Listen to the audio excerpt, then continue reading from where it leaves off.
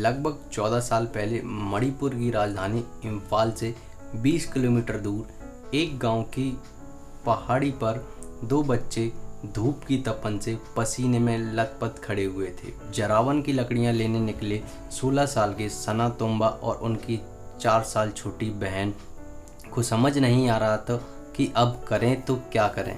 आसपास देखने पर कोई मदद करने के लिए नहीं दिखाई दे रहा था।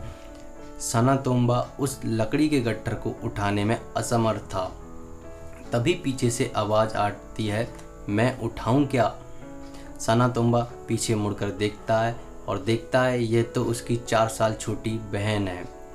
जो गट्ठर वह खुद नहीं उठा पा रहा है, वह उसकी 4 साल छोटी बहन कैसे उसको उठाएगी। और जब कोई मदद ना मिलने पर सना तोम्बा ने लकड़ी के गट्ठर को उठाने के लिए हाँ कह दिया। फिर जो हुआ वो कमाल था। पहाड़ों पर लकड़ियाँ उठाने वाली 12 साल की लड़की टोक्यो 2020 में पूरे भारत का भार उठाती है। फ़र्क बस इतना है कि वो लड़की आज 26 ईयर की हो चुकी है। सर्वार्थ गुरुकुल की सीरीज संघर्ष से हर्ष की ओर के चैप्टर नंबर 2 में बात करेंगे वर्ल्ड चैंपियन उस लड़की की जिसका बचपन पहाड़ों पर जलावन की लकड़ियां बीनते गुजरा है। नाम सेखोम मीराबाई चानू। ऐसा नहीं है कि मीराबाई चानू शुरू से ही वेट लिफ्टर बनना चाहती थी।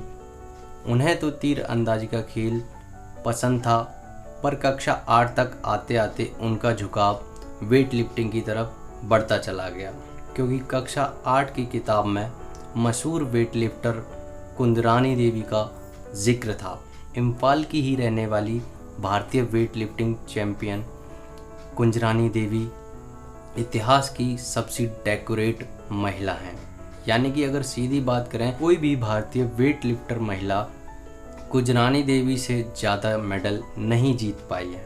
और तभी कक्षा 8 से ही मीराबाई चानू ने ठाना कि बनना है तो बस वेट लिफ्टर। वेट लिफ्टिंग का सफ़र इतना आसान नहीं था। सबसे नज़दीकी ट्रेनिंग सेंटर के लिए भी मीराबाई चानू को 50 से 60 किलोमीटर तक का सफ़र तय करना हुआ करता था।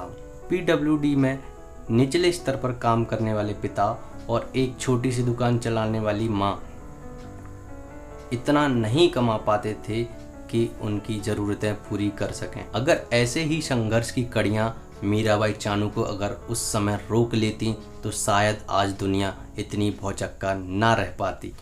और मीराबाई ने कभी हार नहीं मानी और संघर्ष करती रहीं। उन्होंने हर एक चीज़ के लिए संघर्ष किया, यहाँ तक कि उन्हें अच्छी डाइट भी नहीं मिलती थी, फिर भी वह संघर्ष करती रहीं। ये संघर्ष ऐसे ही चलता रहा। साल 2014 ग्लासगो कॉमनवेल्थ गेम में मीराबाई चानू को पहली बार लोगों ने नोटिस करना शुरू किया था। ग्लासगो कॉमनवेल्थ गेम में मीराबाई चानू ने सिल्वर मेडल जीता और कमाल तो तब हुआ जब इवेंट का गोल्ड भी भारत के ही हिस्से में आया।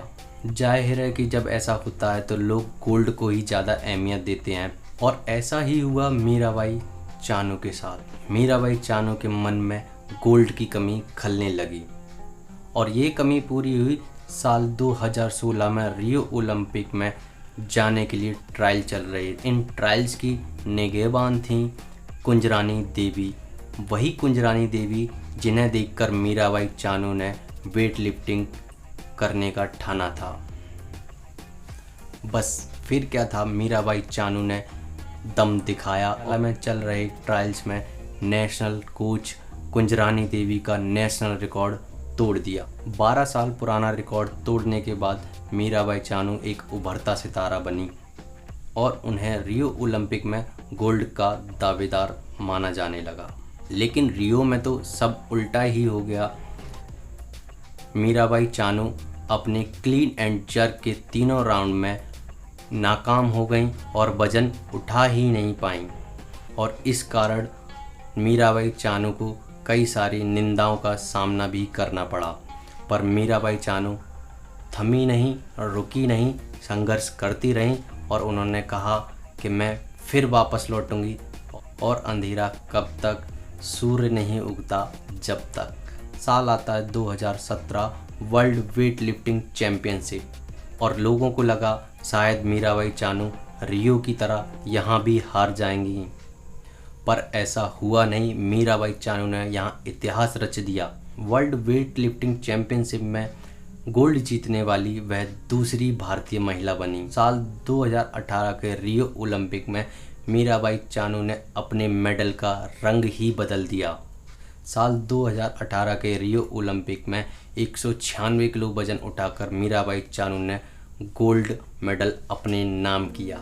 साल 2021 के अप्रैल में ताशकंद में हुए एशियन चैंपियनशिप 2020 में मीराबाई ने ब्रॉन्ज मेडल अपने नाम किया और मीराबाई चानू 2020 में चोट लगने के कारण एशियन गेम्स में पार्टिसिपेट नहीं कर पाईं और मीराबाई चानू वर्ल्ड रैंकिंग में सेकंड नंबर पर आती हैं और उन्होंने टोक्यो 2020 ओलंपिक के लिए क्वालिफाई भी किया हुआ है। 49 केजी वेट में उन्होंने 202 केजी वेट उठाकर इतिहास रच दिया और टोक्यो 2020 का सिल्वर मेडल अपने नाम कर लिया और भारत का परचम पूरी दुनिया में लहराया। और जब मीराबाई चानू टोक्यो से अपने देश भारत जब वापस लौटी तो उनका भव्य स्वागत किया गया।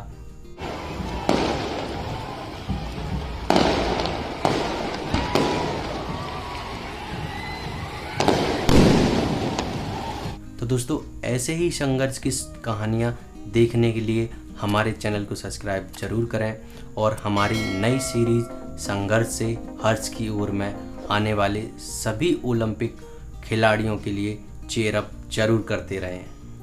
तो दोस्तों, मिलते हैं फिर एक नई वीडियो में एक नई संघर्ष भरी स्टोरी के साथ।